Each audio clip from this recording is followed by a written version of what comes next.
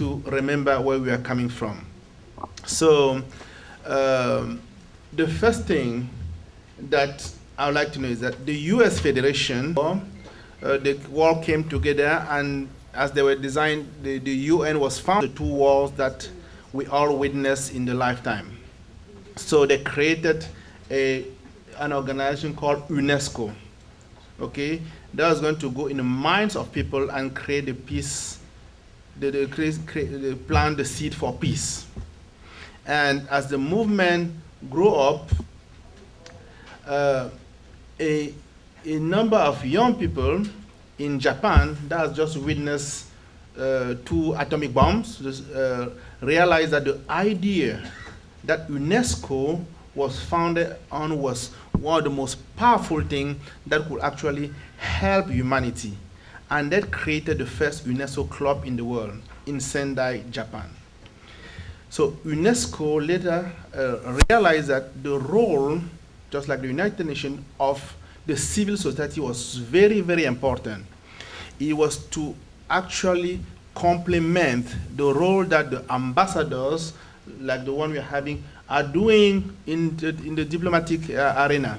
We needed a civil society that was going to be able to do to really help implement those ideas, so decisions that are decided at the high hemisphere on the ground. So they created the movement. One of the network of UNESCO is sometimes people refer to it as UNESCO NGOs, but we have the World Federation UNESCO.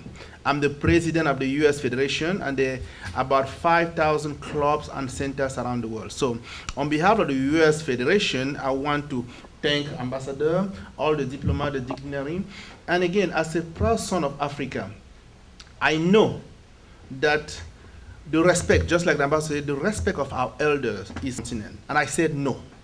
I always rise up, I always say, stop the conversation when people look at Africa as something that is poor, as something that, we do not need anything from anybody.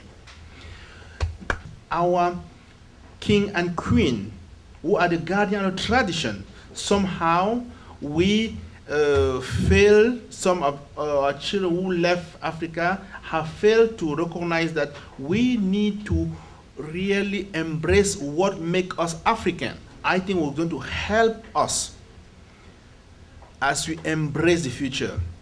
We know that the United Nations, a little bit over need, Africa is heard.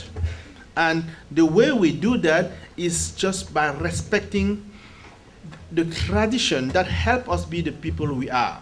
When we look at our brothers and sisters, the Native American here, and we listen to the chief, the queen, and listen to the message is very similar to the one that our parents taught us when we were still little boy.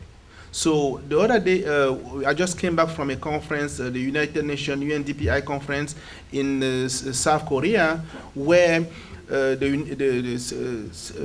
UN Secretary General Ban Ki-moon was actually stressing again the importance of us working together of the civil society. So that is the way we are going to move forward. So my call here is to all of us to start dreaming about the Africa we all want. It is possible. We have the intellect, we have the capacity. When you look around and see all the Africans that are running institutions in the United States, around the world, the UN, and many, you know that we have all it takes. An environment where the civil society in our countries could actually be the agent of change. And I know that if we embrace that, working with you, our elders, working as spiritual leader, we are definitely going to be in a position by the end of the decade from people of African descent. Obama is not going to be the only story. Thank you very much. But that's started by us being conscious. God gave us a life. We need to find a purpose. We need to have our mission. We need to find why we are living. We are going to live in a very short time. It could be 100 years, 70 or whatever. But during the short time we are back here, please, let's make sure that the day we leave, you look back and say, yes, we've done something. We've done